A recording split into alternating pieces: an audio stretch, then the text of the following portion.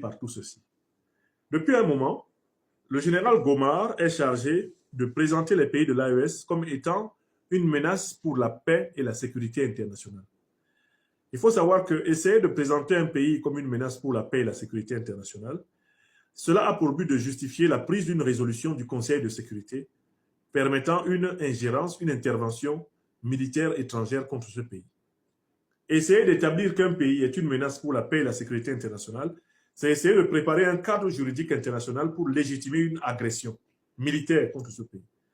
En effet, dans la charte des Nations Unies de San Francisco de 1945, il faut toujours que les Africains lisent le chapitre 7.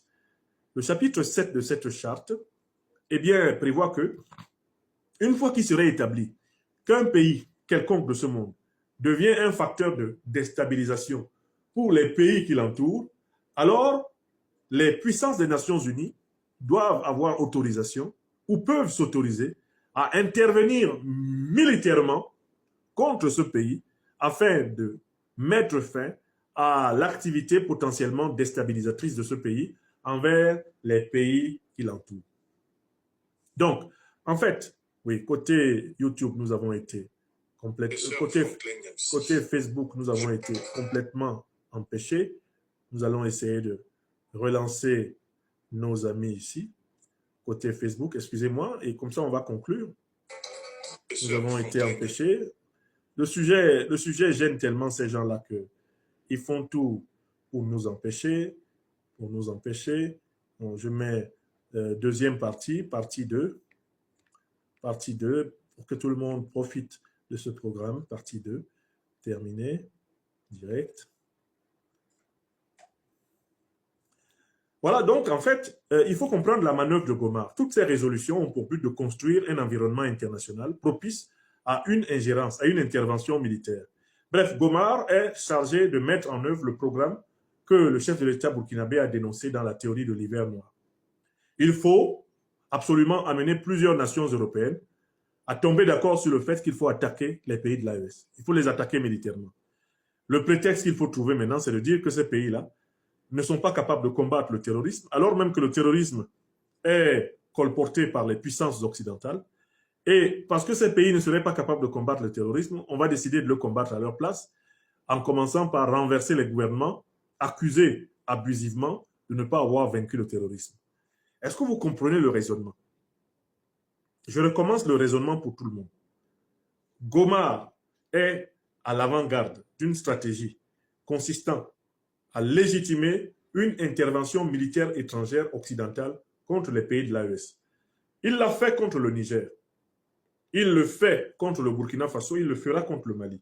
Le but est de convaincre tous les pays européens, tous les pays occidentaux, d'engager une guerre frontale contre le Mali, le Burkina Faso et le Niger. C'est ça le but. Encourager les pays occidentaux à engager une guerre frontale contre le Mali, le Burkina Faso et le Niger. Pourquoi? Parce que le Mali, le Burkina Faso et le Niger, eh bien, refusent de faire les 4 volontés de Washington, de Bruxelles, de Paris, refusent de donner leur or, leur pétrole, leur gaz, leur manganèse, leur uranium à ces voleurs occidentaux, voleurs multiséculaires. Il faut absolument rassembler une coalition pour agresser sur le modèle de l'agression contre la Libye, l'Alliance des États du Sahel. Donc Gomar construit progressivement un cadre juridique, pseudo-juridique international pour légitimer cette action. Tout naturellement, Christophe Gomar, qui est une barbouze absolue, sait que la présence de la Russie et de la Chine au Conseil permanent de sécurité des Nations Unies est un verrou pour une résolution des Nations Unies autorisant une action armée de la coalition occidentale contre les pays de l'AES. Mais je voudrais attirer votre attention, mes chers amis, sur le fait que les pays occidentaux, sous la férule notamment donc des États-Unis, l'Union européenne, ne se gêneront pas. Ils n'auront pas besoin d'une résolution de l'ONU pour essayer, malgré tout quand même, d'attaquer le Sahel. Parce que je vous le rappelle, même quand ils ont attaqué la Libye, ils n'avaient pas un mandat explicite pour bombarder la Libye. Ils se sont servis certes d'un mandat opportuniste dont les termes étaient flous pour essayer de couvrir leur opération en Libye, mais les pays occidentaux auraient malgré tout attaqué la Libye, même si l'ONU ne l'avait pas autorisé. Regardez l'opération militaire américaine en Iran. Est-ce que c'est une résolution des Nations Unies qui a permis à Donald Trump de s'attaquer à l'Iran? Qui a permis à Israël de s'attaquer à l'Iran? Non. Est-ce que c'est une résolution des Nations Unies qui permet à Israël de s'attaquer au Liban? Non. Est-ce que c'est une résolution des Nations Unies qui a permis à Israël de génocider le peuple palestinien? Non. Donc il faut que nous, Africains, regardions cette carte du monde et comprenions très clairement de quoi Gomar nous parle. Gomar nous parle d'une guerre que l'Union européenne est en train d'être poussée par les Français, par les dirigeants français, j'entends, à faire contre le Sahel.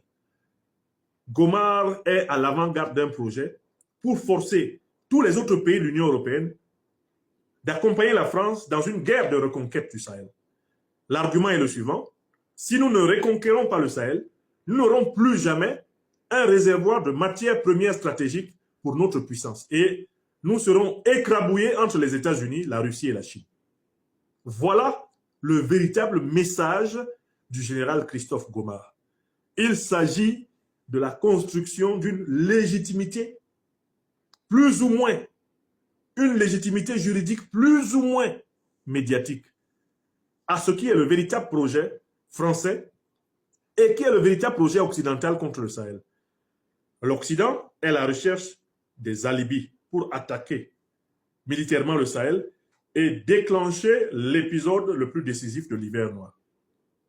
Tout ce que vous entendez Gomar dire sur le Niger, dire sur le Burkina Faso ou dire sur le Mali, tout ce que vous entendez les députés de l'Union européenne dire sur le Sahel a pour but de créer un environnement européen, un environnement mental favorable à une agression militaire. Et ils expliquent même à l'opinion européenne que sans l'Afrique, l'Europe est perdue. Sans l'Afrique, la France est perdue. Donc, quelque part, ils essaient de dire au public français, au public